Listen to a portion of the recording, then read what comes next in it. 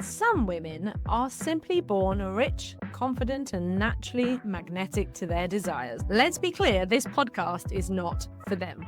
However, if you're a soul-driven, visionary, or entrepreneurial woman who's been on a mission to learn how to create a better future bursting to come out of you, welcome to my world. I'm Jo Warwick, and this is Rich, Sexy, and Free. I've dedicated most of my career to helping women get to their core power and unlock the missing pieces for their own unique success. You may already know me as the author of The Big Book of Love. With 30 years experience in psychology, embodiment, manifesting, and energetics, we will be exploring together the keys to becoming rich, sexy, and free. So if this excites you, don't forget to like and subscribe on your favorite platform so you can stay up to date with the podcast. And just jumping on, I'm so excited to be sharing with you part 2 of my conversation with Krista Weber as we dive into, in this episode, shadow work, how human design can help you have a better relationship and, above all, money. And Krista actually does something very special with me in this episode as she shows me a bit of live coaching around my own issues and shadows around money. So let's dive on into today's episode. That's why I love shadow work. I would say like the 1-2 punch of what I do is the shadow work and the human design. Because let's get it, let's understand it, let's love it, let's appreciate it, let's honor it, and let's fucking move. Let's go. I'd love to add just one more thing on the shadow work. I have father wounds, like deep and delicious father wounds, like a pizza. This shit is so deep. And I can say it tongue in cheek in that way now. Definitely a journey, as I'm sure you can relate. And I had a beautiful experience. I wanted to share this with you. And this is so much about our sovereignty as well. If your soul came here and your soul knew that it was coming here, and if there are no pedestals, then that means that every aspect of life that seems to be interlaced with some kind of villainy, as in that's the hard thing, that's the bad thing, that's the villain, I'm the hero, I'm banging up against this, it's making me stronger.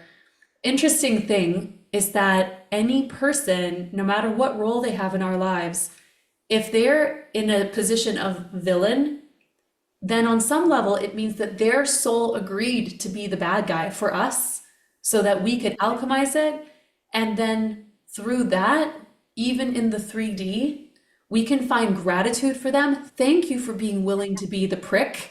Thank you for being willing to be the asshole. Thank you for being the bad guy. I love you. Thank you. And then that's freedom. And with the shadow work, always interesting to say. So when you said, would you choose fear or would you choose fun? I love this so much. And with your splenic authority, I love that because the splenic authority can see fear. It's one of the most primal centers of human design. So it's like, will this kill us or will this not kill us? Which can be paralyzing for people. So I love like the vibrancy within you and the deconditioning you've done to rather see the world through the filter of fun rather than the filter of fear. I think that's so amazing. With shadow work, with anything that we're resisting, if it's resisting shifting our prices, or if it's resisting being more visible, showing up more, or if it's resisting like saying what we really mean and like stirring shit up, like, oh, I'm gonna get in trouble for that, but I know it's true. We can ask ourselves with shadow work, how do I benefit with this shitty thing in my life, this block? What does this block let me be, do, have, or not be, do, or have? So for example, like I do a lot of work with money with women. There was somebody, she's like, I've been manifesting $1 million years for so long and it's not happening. I'm like, well, what would happen if you were a millionaire? Like, describe the lifestyle to me of a millionaire. She's like, well, I could travel and I could do this and that. I'm like, yeah, but what else? And she's like, well, and I'm like, what about having a massive financial team? What about paying $100,000 a year to your finance team and to your lawyers and to your tax managers? And what about having money in the stock market and maybe losing it? What about family coming to borrow money from you and never paying it back? What about your friends saying that you're like a snobby rich asshole and they don't want to talk to you anymore and so now you're alone? You know, what does not having the money let you do? And she was like, oh my God. And then we had a breakthrough. And then after that, she wasn't manifesting $1 million years. I'm like, why don't we go for 6 figures? Let's go there. And let's go from there. Okay. Let's prove. So the shadow work, the shadow, ask yourself, what is it letting me be, do, have, or not be, not do, not have? And then you'll find the seed, and there is no judgment. There's no judgment. There's just simply curiosity, like this. Okay. I'm just going to say something. We all poop and pee. We all pick our noses. Sometimes we have to pick it. We got to clean our nose. Okay. We don't feel weird about our body. We don't feel weird about the stuff that our body does. So therefore, don't feel weird about the little shadows or the big shadows, the big dark, stinky things inside. It's you. Just love it the way that you love the rest of yourself. Be curious and let that shadow pop open a seed of incredible new growth for you in the perfect divine timing. That's what I will say about that. I love that. It's about the growth. I see it like the energy flow. Say the fuse in a light switch has gone. You're not going to get light to that area because it's creating a little blockage, and that's all the shadow does. When you put a new fuse in, you're suddenly like, oh, look, there's so much more energy flowing around the house, and then you can see more. And it's that energy that is the thing that manifests, that creates. That's the simplicity of it. It can come in now because the door is open, we can flow it, and it gets to be so simple. I love that you brought that up about money. Would you be willing to share what was the blockage you had around money that you've had to clear using human design? Yes. So I have an open will center, and you have an open ego center too. So the will center, the ego center can have a lot to do with self-worth, with boundaries, with pricing ourselves appropriately. When the center is open, people can, not saying have to, not saying always, but can undercharge themselves and overgive. And that is for sure something that I did have happening in my business before I became more aware of human design. And then I worked on deconditioning my will center. I wanted to explain as well the gates, and then we got on a segue. But the gates, what we're talking about, if you look at your human design, you'll see a whole bunch of shapes in the form of a human. There are squares, there are diamonds, there are triangles, and each of these center represents an energetic center of the body from head to toe. Each center is connected to the other, or possibly connected, through little lines that you'll see, and each one of them has a number going from numbers 1 all the way through 64. This is also how human design ties in with genetics, with the gene keys. We have 64 different combinations in our DNA, and we've got 64 gates here. When they connect, when two numbers are connecting, they form a complete line. That is called a channel. And that then connects those energetic centers, which means that they light up and they are now defined. Each different gate that has a number has a personality. She has a flavor. She has a story. She has a gift. And she has a shadow. Each of the gates and each of the centers has a shadow of its own. So this is when we decondition the shadow of the human design. So when they're singular, not connected, they have their own story. When they connect, they're telling a different story, which is very cool. So this is just a little snippet of the complexity of human design. So if you're looking at your graph, your body graph for the first time, it looks like electrical wiring. And so that's a really nice way to think of it as well, the electrical flow. And then when we're with each other, when we're with people who have different defined centers than we have, we'll feel the chemistry and the activation. If a couple has a very similar human design, you might be like, oh, perfect. Like, we're totally the same. We're totally compatible. It's amazing. We're both generators. It's great. But what actually that can mean, you can have a really harmonious platonic relationship, but perhaps not a lot of sparks. Open centers amplify each other. So if two people have the same open centers, like let's say if you had a partner who had an open emotional, who had a terrible day, and then came home and just emotionally vomited all of that emotional energy at you, you would then pick it all up, make it bigger again, and then that would go back and forth until one of you was like, "Dah!" and just leave the room, or if you knew how to neutralize it. But when people have an opposite human design, that can be a sign like we are completing each other. Like my husband and his best friend, they have like an exactly opposite human design. And I mean, they are the best of friends. It is the cutest thing you have ever seen. Never has there been a bromance like this. It is the cutest thing. And my husband and I both also, we have like an opposite, which means a lot of passion, a lot of fire, but also like different perspectives. So there has to be a lot of mutual respect. So human design and shadow work, how does that happen with money? What are your open centers? Where have you felt the pressure? Where is the self-worth in the human design? Where is the desire for connection? So for example, with yourself, you have gate 40 coming from your ego, from your will center, and which means that 37, connecting to the emotional center, is undefined. 37 is like, I long to create tribes. I long for community. I want to feel togetherness. So that could be a thing where you're like, I'll sacrifice my well-being to create the feeling of togetherness. And that could be an example of a shadow. Perfectionism, when people have perfectionism, it's not, you don't have that, so don't worry. But sometimes if there's perfectionism, like, oh, I can't publish it yet because it's not good enough yet, or I shouldn't post that post yet because it's not perfect enough yet. And then you're holding yourself back from your income because like, oh, I don't know, or I want to talk, but I don't think people really care. They're not going to listen to me. Now you're blocking your income flow.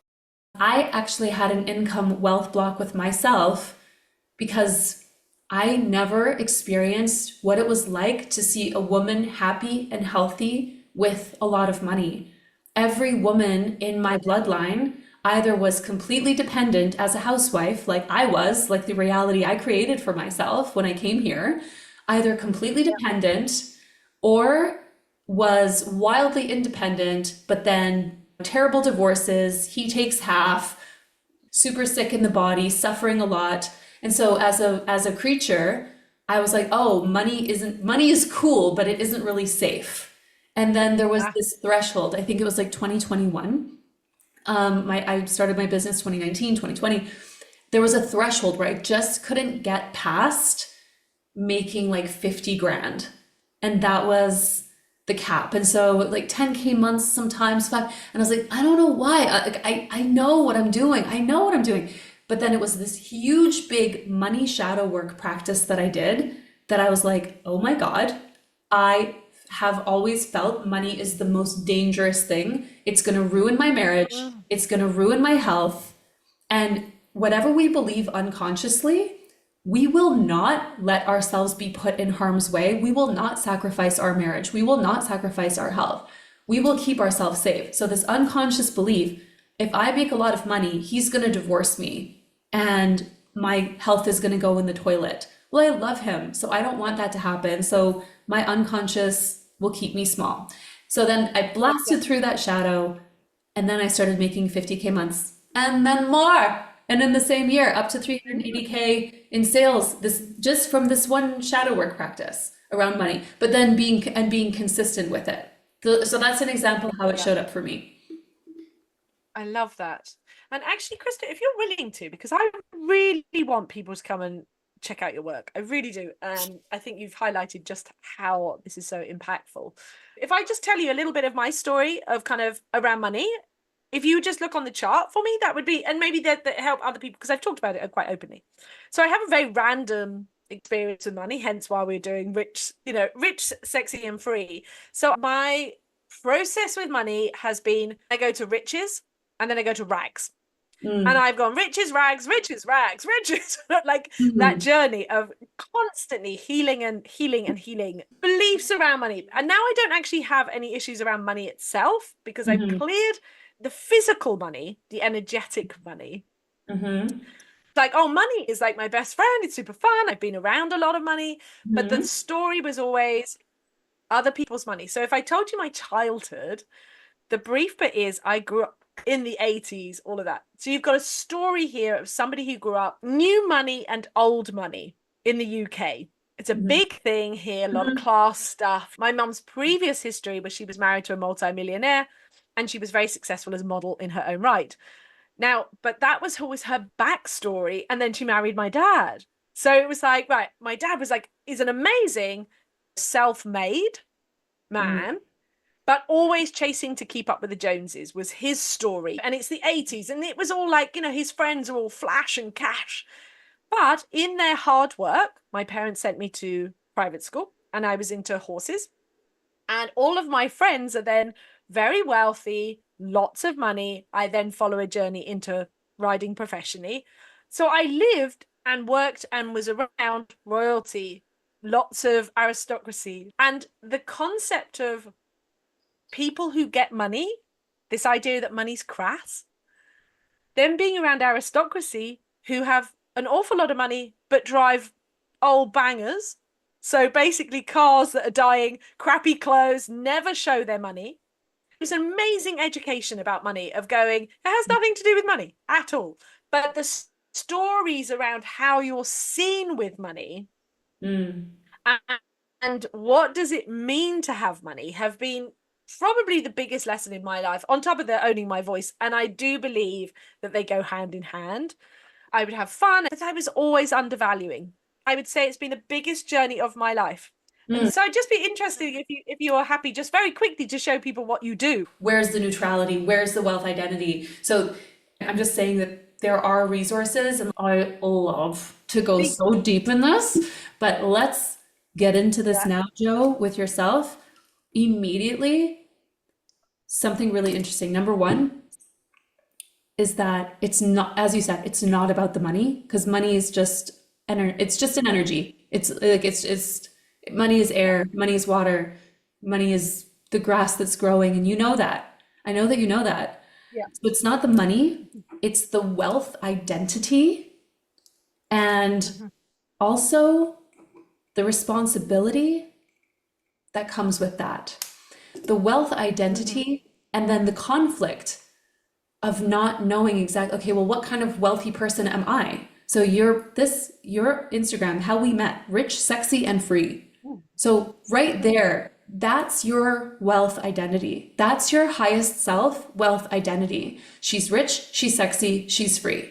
So a conflict comes from not really being grounded, or like having a stable grounding in like, what is a wealthy identity? Because there is such a different feeling of new money versus old money, and they're rich but they look like they're poor, and like these ones are poor but they look like they're rich, and it's such a conflict. And then something else interesting that you said that was like ping, like this huge was, you were describing your mom, and it's so important that we do the money work on the sides of our mom and the sides of our dad. And we need to do past generation shadow work with money on our mother's side and our dad's side, on both sides of the lineage. It matters because we're made up of both of those sides. A lot of people do just the feminine side, but the father's side is very important as well. So it's very interesting, is the way that you said this. You're talking about your mom and da da da. And then there was a complete different change in your voice, and you said, and then she married my dad. So it was like everything was sorted, everything was quite good, it sounds like. At least that's the way that it was expressed to you. At least that's the way that you received it. It was quite nice for her until she married your dad. Yeah. So what does that mean? So she married somebody that she loved. She married a man that she wanted to have children with. She married a man who moved her, who shook her up, who shook her to her core, like, ooh, he got to her. That's a good thing, right? But it somehow changed the quality of her life, or like it changed, it added a fork in the road of her life. So it was disruptive somehow. So for her feminine, it was somehow disruptive, or it was like a sacrifice. And you've mentioned your dad a couple of times in our conversation, that he's a bit of a foil for you, that he's been somebody that has taught you a lot, caused resiliency, but also has caused conflict. You've spent a lot of time deconditioning for decades around the stuff that you got in that relationship. So I'm thinking that for yourself, and this isn't even so much with what I'm seeing within your human design, I see a lot of actual natural leadership within you. So I don't think that you need to have necessarily any kind of fixation on a masculine as far as leadership goes, because you have a lot of innate leadership within you. But I think it's more cultivating the neutrality around that fork in the road. And then she married my dad. So like within yourself, I would be asking you, what's the and then within you? So like everything was good, and then what's the and then? But for Yeah. myself, yes, no, that's quite interesting. And then it's not a fear that I would, yeah, give my own power away. It's And the, why? And to what? Like to a belief system, to a practice, to a coach, yeah, to a community, to a concept. Like what was the and then? And then I guess the question would be, what if I didn't have to choose? What if there was no and then?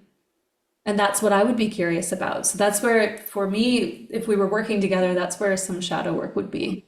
That's what I would play with if I were you. I'm hoping that people were seeing the process. It doesn't have to be big, it doesn't have to be hard. It's having somebody ask you all the right questions and seeing what your natural state is, because that's the joy of the human design. It's like, how do we work with your natural state, with your powers, and how do we heal it, the bits that maybe aren't quite aligned? So here's an interesting thing as well. I've been on a lot of sides. I've experienced poverty. Like we were poor when I was little. My dad was a pastor. He had no money. They were very young when they got married. Then they divorced, and then my dad made lots of money. After he divorced my mom, he made lots of money, but he had a hard time paying child support. You know what I mean? Interesting. Interesting. I moved out of my dad's house when I was 15, moved to California, back to Canada, moved out 100% when I was 18. I didn't trust nobody. I didn't trust the masculine. I didn't trust the feminine. I didn't trust nobody. However, I did always have a very close relationship with God. And so I trusted myself. I made tons of money. And then there were some times where I was eating a can of tuna for Yep. lunch and dinner. And that was lunch and dinner. So I know what it's like. And oh my gosh, my daughter, she's 9 years old. She lives in this penthouse. She does like, oh my, the first ocean she swam in was the friggin' Mediterranean Sea. I'm like, you little queen. And I'm so happy that her stories are different. I'm so happy that her financial stories are different and that my husband and I are the ones who've Yes. broken the chains. But I've been through those extremes. I'm saying that because when I've had 200K in my business within less than 24 hours, or like I do an Instagram live, like there was this actually happened last year. I think I did an Instagram live and I made $196,000 on an Instagram live. And you know what? After that, I was super hungry. I went out to eat. I was traveling. This was from a hotel room. I went out to eat. I woke up in the morning. I had a blister from the high heel that I was wearing. My clothes were the same. My skin was the same. I still had this one pimple. I still was annoyed at this one thing. My bra still wasn't fitting right because it was kind of an older bra that I hadn't bought a new one yet. So what I'm saying is when I say what's the and then, I just want you to know, and I want everybody to know that you are always going to be the same person. You're never going to lose yourself. You're going to wake up the next day. If your bank account balance had 6 zeros more behind it right now, you could totally choose that your life is exactly the way that it is now. Like, you don't have to buy a different house. You don't have to get different furniture. You don't have to change your friends. You don't even have to tell anybody if you don't want to. So, nothing is going to change. So, you don't have to be in love with a different person. You don't have to stop doing certain things. It's just you're you. It's just that there's more money in your bank account. And then you can make different choices when you want to. Then maybe instead of like, oh, birthday, where should we go for dinner? It's more like, birthday, which country do I want to take my friends to dinner in? Now I can fly my girlfriends to dinner with me in Sardinia. We can do that. Like, it's just the decisions just change like that, but you'll wake up feeling the same. So there's no and then, it's yes and both. I get to be me, I get to be real, I get to be authentic, I get to be generous, I get to be loving, and I get to have the peace knowing that I can do whatever the fuck I want, whenever. Because I'm rich, I'm sexy, and I'm free. Oh, yeah. And Krista, you literally hit the nail on the head. Of course you did. Of course you did, because this conversation is divinely aligned. But it is the ultimate fear of losing myself. And Ah! because that has been the journey of my life, is that I know me and I fucking love me. I like me. I genuinely like myself. I like my own, my own company. I like myself. I laugh with myself. I laugh at myself. I'm deeply comfortable in myself. And yet my entire life I've been told that I shouldn't be me. And it was funny, I got activated last night seeing an amazing woman, and my heart was wanting to go, I so support her. I love her. I support her. I'm really so pleased that she's achieved that. And yet I also see how much she's changed in the last year, going to a new level of wealth. Mm. And I'm like, I don't resonate with that. I don't resonate with all that stuff. It reminds me of growing up, in environments and working environments, as I said, cold, stately home, cold, feeling people I met at times who had lots of money, and people who were chasing things who weren't there. They weren't available. Yeah. And although I know that's not the truth around money, and I know lots of people in my life now who are not like that, who show a beautiful way, I don't want to become someone else. Yeah. Because I love my life. I have an incredible life. I mean, I've been swimming in the sea. I do things at my own time, my own space. I love my work. I love what I get to do. God has always been my primary relationship. And I would say it's the same knock on of the marriage. I could see that when you were talking about that. The thing that I want is also, oh, but will I lose myself? Will I lose myself? Yes. Yeah. Yeah. So you get to promise yourself. So like that would also be like a soul contract with your inner child that you get to promise her, like, I promise you, darling, I am never ever going to give you up. Yeah. And we get to do it our way, and making that pact, making that pact for yourself is really beautiful. This is a hack. I have this thing, I call it my perfect day, and I think this is especially good for people who have an open crown, which you do have. It's good for everybody, Yep. but with an open crown, it's really nice. So it's a perfect day, and I write down in present tense, as in like I am, I'm doing, I have. It's a day from the minute I wake up until the minute I fall asleep. I describe the way that I like to feel in this day, and like what are the feelings I want to feel in this day. And so it's not like I look at my bank account and there's $77 million. It's not that. It's not that. It's like No. I get ready in my spacious walk-in closet and I see beautiful fabrics that I can choose from, and I can wear whatever I want because the day is mine to choose. And I spend the day doing things that invigorate me, and it's like the feeling of freedom. What does that feel like? And so it's just a page that I write, and I just quickly read it after I meditate in the morning. And I've been doing this for years. I have a drawer full of these because they all come true. Because it all comes true. And when I write it, it feels like outlandish, and it's like, oh my gosh, imagine if that was true. But like I said, I have a drawer full of them, and I need to write a new one because it comes true. And it's not like, and I fucked it up once, I'm gonna be honest. I'm not perfect. I am not perfect. So there was a time that I did have one of these written that was like, clients are paying in full $10,000 this and 50,000 that and this and it's that. And what I realized is that it was so loaded with like masculine pressure that Yeah. that my feminine was like collapsing underneath of it. And I'm like, oh, like I don't want that. That feels heavy. And wait, that means that I don't get to be flexible. That means that unless people are paying me like that, then it's wrong and it's not perfect. And I'm like, oh, and I actually ripped it up and I burnt it and I did a cord cutting around that idea. And I'm like, because that didn't feel free. That did not feel free. That felt very constrained. So, which is fascinating because that's like talking about the money numbers, but actually, what's the feeling of freedom? And when you create that, and all of your listeners, when you create that, fully realize like, what is my wealth identity? Like, who is she? Like, how does she live? How does she feel? You're like, oh, like that's actually just like 1 centimeter away from who I am now. And that's just me. That's just me with a bit more choice.